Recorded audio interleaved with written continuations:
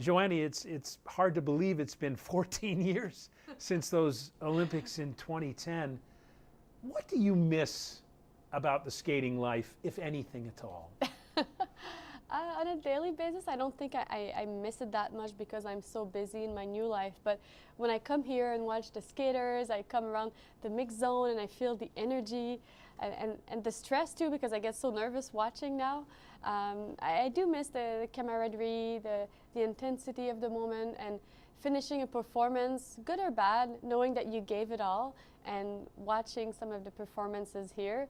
I really felt for the skaters, whether they were having the performance of their life or they made mistakes and they were unhappy with them. I can feel all this range of emotions because I've lived it before. So yeah, just being back in the building, seeing old friends, brings back so many memories of a life that feels like it's been so long ago, but at the same time feels like yesterday, because we see skaters from all over the countries, and some of them I haven't seen in like 5, 6, 10 years, and it's like it was yesterday. We just hug and how are you, and things don't change. We just pick up where we left up. Montreal is your hometown. Mm-hmm. How does it make you feel to see the reception that these World Championships have enjoyed here in Montreal, where there is, let's face it, a really deep history for the sport? I mean, Quebecers, Montrealers, Canadians are big skating fans. I think we've had so many great skaters coming from Montreal. A lot of them train here too. We think about the ice dance training center of Marie-France Dubuis and Patrice Lauzon. Skaters from all over the world call Montreal home now. It's such a great skating city. That's why I'm so proud to welcome the world here in my hometown. I moved here when I was 15 years old to train with Manon Perron. And I've never left. I love the city, and not only for sport and for training, but it's such a cool life here. It's very cultural, and there's the English, the French, there's good food, good nightlife. Not that I have a lot of time for that anymore, but it's a really vibrant city, and I think the skaters also can enjoy that. How much did what happened in 2010 and the passing of your mom, how much did that affect your future path in life? You're going to be a medical doctor. Well, of course, I couldn't plan for what happened in Vancouver. It was a shock to me, my family, my coach, everyone being in Vancouver. It was definitely something I didn't foresee. And I think it probably maybe shortened my competitive career. I didn't think it would finish in 2010. I thought maybe I would have a few more world championships after that. But at the same time, I was 24, and at the time, 24 was considered old. And now I see the ladies being older than that, and I'm really happy for them that they can extend their career. But yeah, after 2010, doing some shows, and after a while, I was like, well, I want to do something else in life. I want to have another identity, and I've been Joannie the skater all my life, but I also knew from a very young age that I wanted to do something, go to school, go to university. And health was always something interesting to me, being an athlete, understanding how your body works, how to recuperate after a training, how to optimize it, understanding my injuries, the healing process, all of that. And my mom, working in a nursing home, also always talked so highly about doctors. I think probably that played a role. But one year I was doing Stars on Ice. I was like, well, I need to change. I need something else. And I think I didn't think about it so much. I just applied to university in 3 different programs, and the answers started coming in, and med school was the last answer I got. And the more the date was approaching, the more I wanted it. I was like, okay, this is it. And when I got my answer, I was like, this is another dream come true. It's different than my first dream, but something a little unexpected and later in life too. But it's been a long road. It's 10 years. I'm at year 8 now, so it feels like it's never ending. But I'm very glad. I'm learning every day, and I'm very glad to be able to have this second goal in life. Young women have so many choices in sport today. There's the new Professional Women's Hockey League, team sport, soccer. Women are so interested in soccer. Should figure skating still be attractive to young women who want to apply themselves in sport? Definitely, I think skating should still be a great idea for young women wanting to do sport. Of course, I'm I have a huge bias. I've been skating my whole life. But it's true that now there's more offer. Women, in the past when I was young, it was either you do hockey, you do skating. If you're a little girl, you do skating. If you're a boy, you do hockey. It was very gendered. And now I feel like women can do anything. Yeah, like you said, soccer, hockey, and it's less, gender will have less of an impact about what sport you choose to do. But I definitely think there's still a place for skating. It's still, there's so many emotions that you get from skating that you might not get from other sports, like the mix of athleticism, the technical side of it with the music and the emotion. And I think we saw it last night. I mean, I still got goosebumps with tears in my eyes cheering for the athletes. And that's the magical side of skating. And I think that, yes, maybe it will be diluted because there's a bigger offer now for women, but I definitely think there's still a place for skating for sure.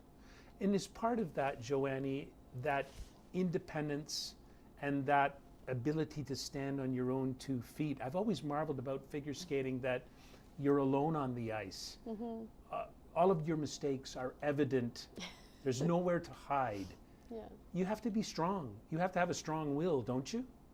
Oh yes, oh yes. And I'm not sure it always shows because in skating you're supposed to make it look easy, make it look effortless, have this beautiful posture, glide, but that's not easy. And you also you need to have a strong mind, because when you make a mistake, like you said, everyone sees it. You can't hide behind teammates.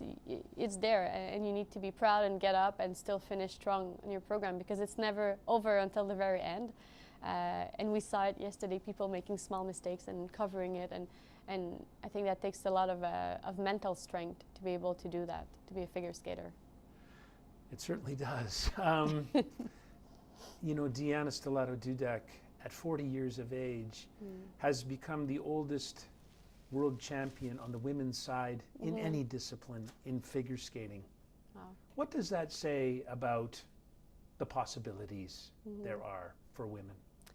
I think it's amazing. I got so teary last night watching them. It was such a beautiful performance, but I think what it means for women in skating especially, because I feel once you reach 25 or 30, you're a grandma, like you're considered old. And I think she really pushed the limits and opened up a world of possibilities for women who were thinking of retirement, thinking they were too old. And it's been incredible that after 16 years of retirement, you can come back and be as strong as ever. I mean, you look at her and she looks so determined, and she has eyes on the prize, and she knows where she's going, and it's very impressive. And not only for women in sport, but I think for women in their career that might have young kids at 40 years old. And usually women's career take a toll after 40 because they have responsibilities with their family and being mothers and things like that. But I think having an example like that, it shows you that really anything is possible. And age, yeah, is just a number. It doesn't matter anymore. You were part of a great age of women's figure skating. When I think of when you were at the height of your career, there were people like Yuna Kim and Mao Asada, and it was just such a wonderful time. What did you learn from that? What I learned from that, it's hard to describe in one word, but it's been a long skating career, and I feel like women in skating, I always felt it was very competitive, as opposed to the men, where they would be competitive on the ice, and then after the competition just go out for a celebration and be all friendly together.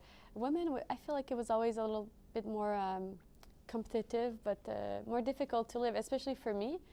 I had a hard time with it, and that's only when I transitioned to do shows that I really got to know these women and my competitors, and we became friendly on and off the ice. Before that, it was always very, I'm doing my own thing and I don't really mix with anyone. But doing shows, it really kind of expanded that. And especially in Vancouver, I think that's when I realized that, yes, sport is a big part of our life, but it's not all. And I remember a lot of my competitors coming up to me when they learned that my mother passed away and just telling me, you know what, I wish you have the performance of your dream tonight. You deserve it. And we all did.